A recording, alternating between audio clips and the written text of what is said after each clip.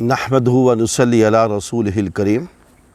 اما بعد فاعوذ باللہ من الشیطان الرجیم بسم اللہ الرحمن الرحیم عن ابی ہریرۃ قال قال رسول اللہ صلی اللہ علیہ وآلہ وسلم من سلک طریقا یلتمس فیہ علما سہل اللہ لہ بہ طریقا الی الجنہ وَمَا اجْتَمَعَ قَوْمٌ فِي بَيْتٍ مِّن بُيُوتِ اللَّهِ يَتْلُونَ كِتَابَ اللَّهِ وَيَتَدَارَسُونَ بَيْنَهُمْ إِلَّا نَزَلَتْ عَلَيْهِمُ السَّكِينَةُ وَغَشِيَهُمُ الرَّحْمَةُ وَحَفَّتْهُمُ الْمَلَائِكَةُ وَذَكَرَهُمُ اللَّهُ فِي مَنْ عِندَهُ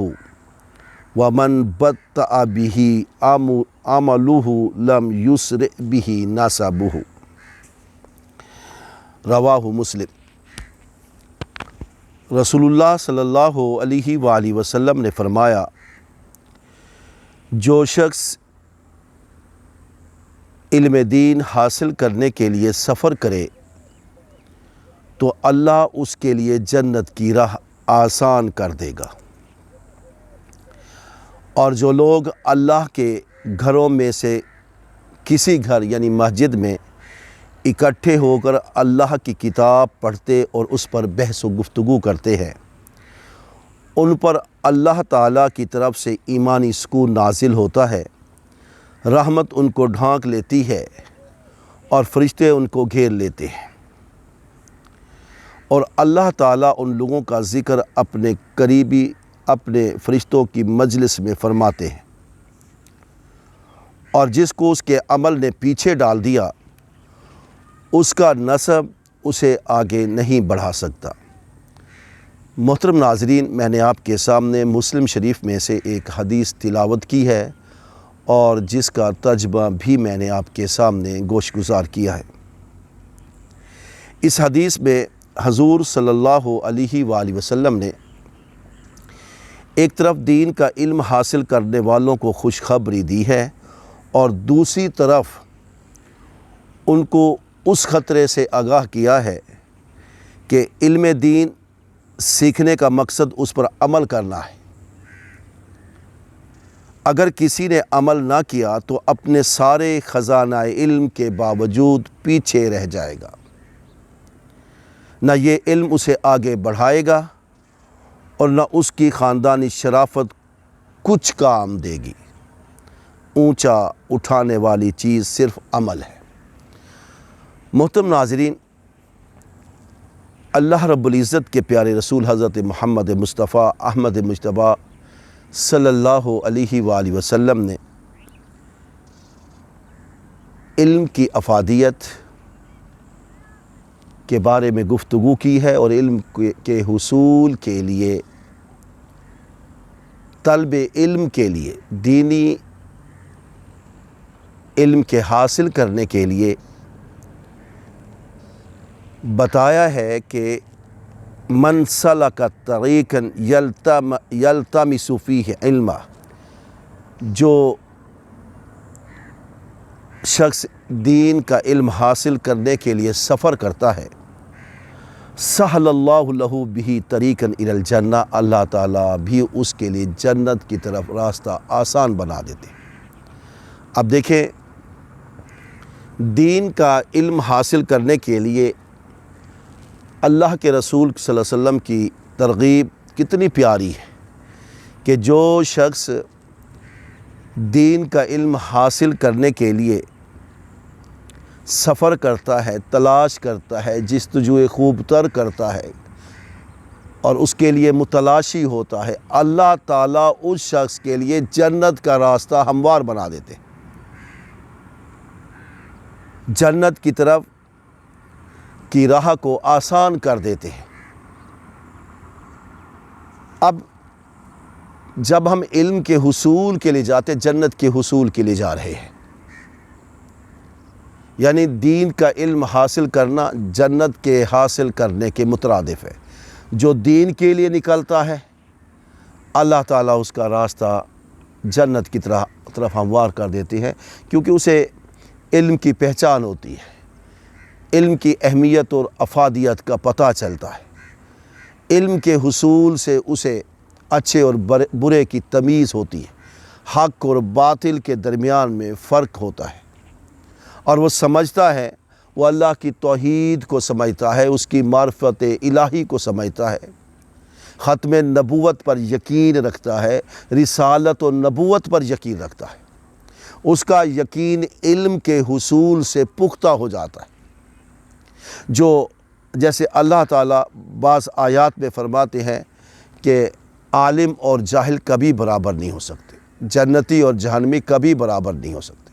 ایک پڑھا لکھا شخص ہے، دیندار ہے، باشعور ہے، اہل علم ہے، صاحب علم ہے،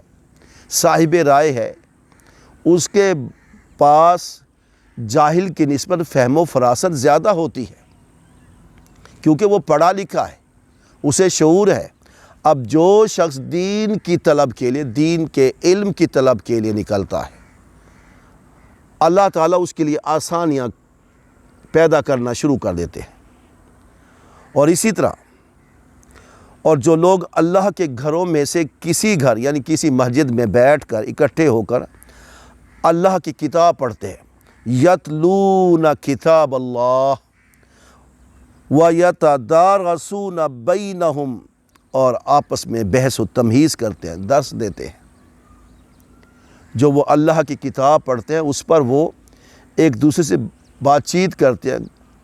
گفت و شنید کرتے ہیں، بحث کرتے ہیں، ڈسکشن ہوتی ہے، تو ان کی اللہ تعالیٰ فرمائے الا نزلت علیہم السکینہ، ان پر سکون قلبی، ایمانی سکون نازل ہوتا ہے۔ وغاشیتہم الرحمہ، اور انہیں رحمت ڈھانپ لیتی ہے۔ وحفتہم الملائکہ، اور فرشتے ان کو گھیر لیتے ہیں۔ اب دیکھیں، مسجد میں اکٹھے ہوئے، انہوں نے قرآن مجید کی تلاوت کی، یتدارسون، درس دیا، آپس میں بحث و تمہیز کی، ڈسکشن کی۔ نازلت علیہم السکینہ، الا نازلت علیہم السکینہ، انہی پر سکون نازل ہوتا ہے۔ اب تین چیزیں ہیں، پہلی بات سکون نازل ہوتا ہے، دوسری بات وغاشیتہم الرحمہ، اور رحمت انہیں ڈھانپ لیتی ہے، اس مجلس کو رحمت کے فرشتے اس پہ پر بچھاتے ہیں۔ وحفتہم الملائکہ، اور فرشتے انہیں گھیر لیتے، اپنے گھیراؤ میں لے آتے۔ اب جس پر سکونت یعنی سکون نازل ہو، جس کو رحمت ڈھانپ لے، جس کو اللہ کے فرشتے گھیر لیں، ان کا کتنا تقدس ہے، کتنی ان کی اہمیت بڑھ جاتی۔ صرف کیا ہے کہ اللہ کے گھر میں بیٹھ کے وہ آیات پڑھ کر ایک دوسرے سے ان آیات پر درس دیتے ہیں، بحث کرتے ہیں، اور آپس میں اس پر ڈسکشن کرتے ہیں، ایک دوسرے کو سمجھاتے ہیں۔ مقصد صرف رضا الہی ہوتا ہے۔ پھر اللہ تعالیٰ ان پر کتنے انعام و اکرام فرماتا ہے، سکون انہیں ملتا ہے، رحمت انہیں ملتی ہے، اللہ کے مقدس فرشتے، رحمت والے فرشتے انہیں گھیراؤ، یعنی اس محفل پر رحمتیں ہی رحمتیں ہوتی ہیں، سکون ہی سکون ہوتا ہے۔ وَذَكَرَهُمُ اللَّهُ فِي مَنْ عِنْدَهُ، اور اللہ تعالیٰ اس مجلس کا ذکر جو اپنے قریب بیٹھے فرشتوں سے کر، دیکھو یہ لوگ میری کتاب پڑھ رہے ہیں، اس پر ڈسکشن کر رہے ہیں، اسلام کی تعلیم حاصل کر رہے ہیں۔ وَذَكَرَهُمُ اللَّهُ، ہم کی ضمیر جمع کے لیے، اللہ ان کا ذکر کرتا ہے، فی من عندہ، جو اللہ کے قریب یعنی فرشتوں کی مقدس محفل میں کیا ہے، فرشتوں دیکھو وہ فلاں مسجد میں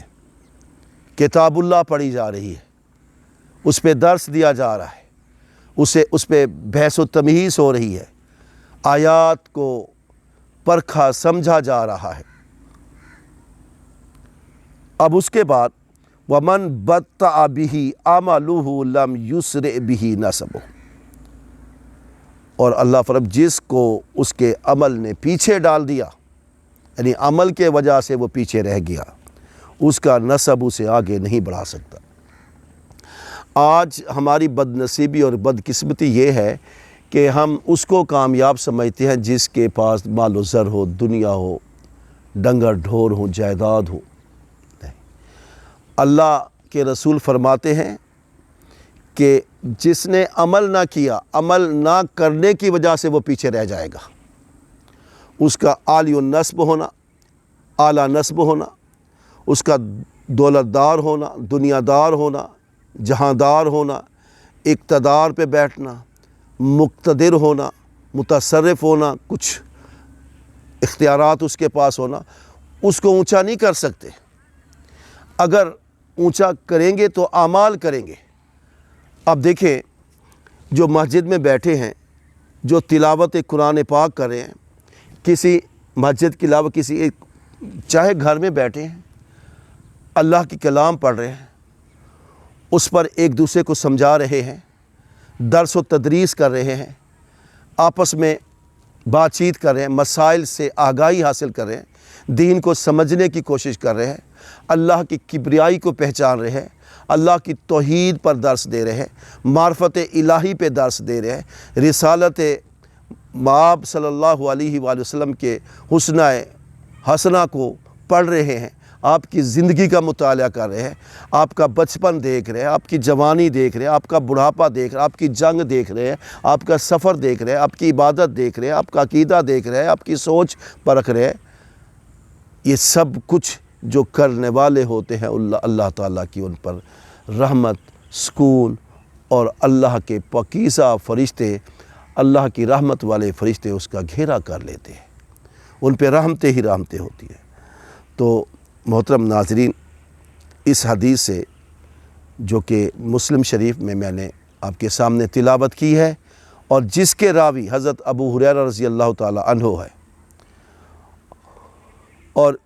کتنی پیاری حدیث ہے، حدیث تو ہر پیاری ہوتی ہے، کہ دین کے علم کے حصول کے لیے اگر کوئی استاد ہے تو اپنے شاگردوں کو یہ حدیث پڑھ کر سنائے، اس کا ترجمہ کرے، اور